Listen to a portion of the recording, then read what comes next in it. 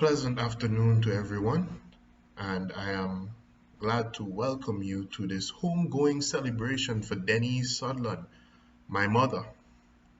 I thank you all for coming and making the time to come out. Truly, she would have been happy at your support. I am unable to attend because of the COVID-19 situation and not being able to leave the country, and my heart is deeply saddened and grieved by this. However, I took the time out to make this video tribute because I wanted to just explain, for people what my mother meant to me and to others. If I could use any term to describe my mother, it would be a Christian workaholic. When I was 8 years old, my mother gave up the family liquor business and the rum shop and that we had in Mount Bentic Bay Road. And she decided that, much to the dismay of my grandparents, that she was going to just let it be sold and sell it all off, and she was going to give her life to the Lord. What then in that decision became the start of the first major Christian example in my life.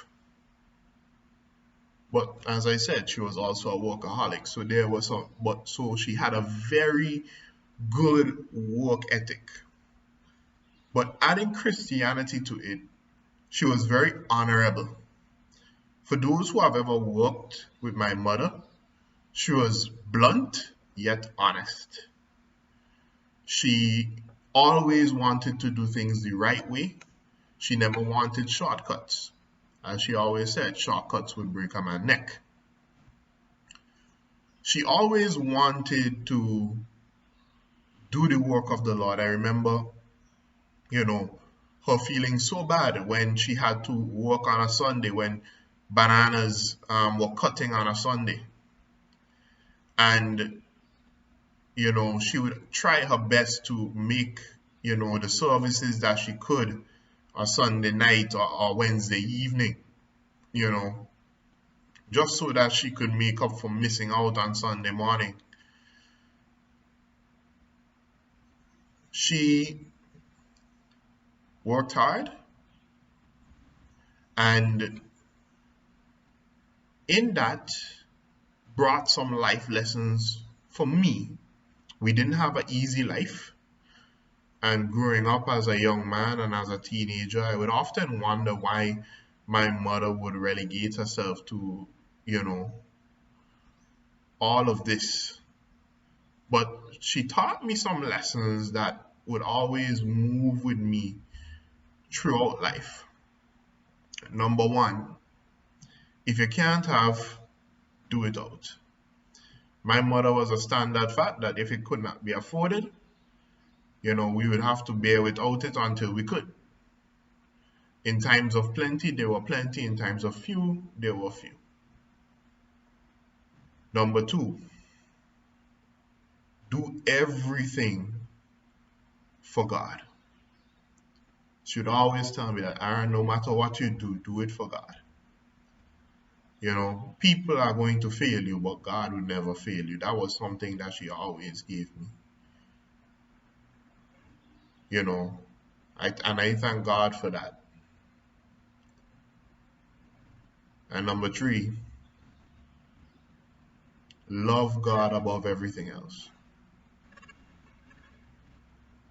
In my mother's Christian life, I saw where she tried to show me, and by extent, lead me to love God above everything else.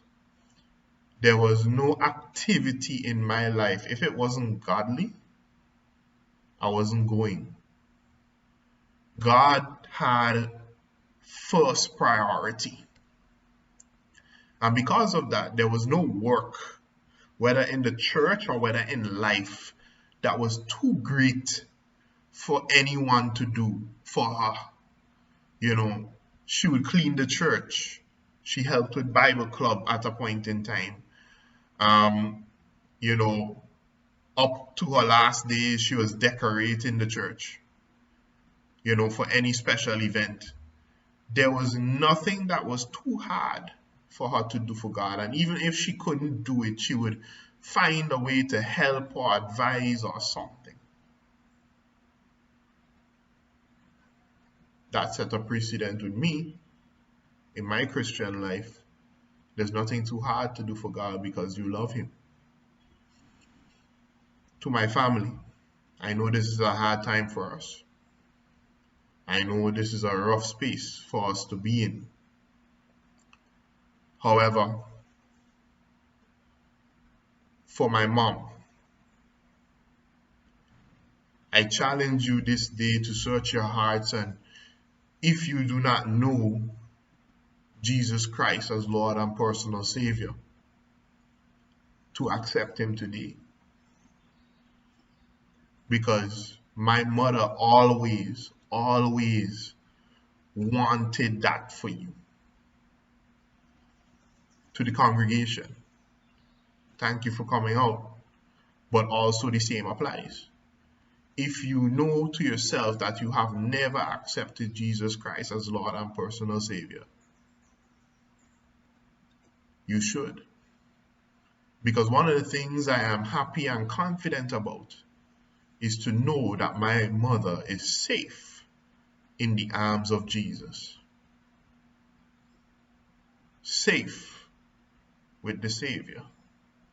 And she was ever confident of that fact, even during cancer, even when she was diagnosed, even to the point where she couldn't move or couldn't walk or couldn't talk anymore. What a day that will be was always her song. And then her other favorite song was I Know Who Holds Tomorrow, songs that we would sing today self. So may God bless you guys. And remember, this is not for sorrow. This is for celebration.